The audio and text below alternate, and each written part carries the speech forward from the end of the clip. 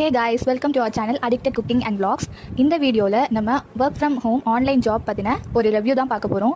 இதை ஸ்கேம்னு சொல்ல முடியாது, பட் எங்களுக்கு நடந்த ஒரு விஷயத்தை நாங்கள் ஷேர் பண்ணுறோம். நாங்களும் இந்த ஒர்க்கை யூடியூப்பில் தான் ஷார்ட்ஸ் மூலிமா பார்த்துட்டு சரி ஓகே பண்ணலாம்.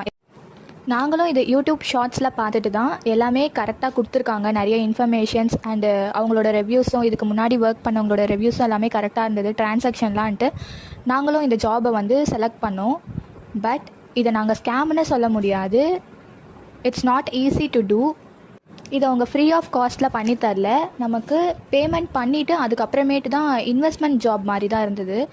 இன்வெஸ்ட்மெண்ட் ருப்பீஸாக எங்களுக்கு 1500 rupees அவங்க பே பண்ண சொன்னாங்க. நாங்கள் பே பண்ணதும் அவங்க எங்களுக்கு கொரியர் பண்ணிட்டாங்க.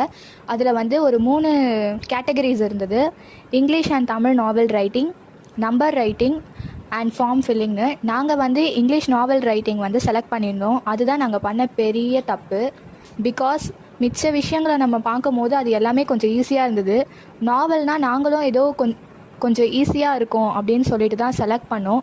பட் அவங்க எங்களுக்கு சாம்பிள்ஸ்லாம் அனுப்பியிருந்தாங்க, சில ஸ்க்ரீன்ஷாட், அதுக்கப்புறம் அவங்க ஏற்கனவே எழுதியிருந்த பேப்பர்ஸ், அது எல்லாமே எங்களுக்கு சென்ட் பண்ணியிருந்தாங்க.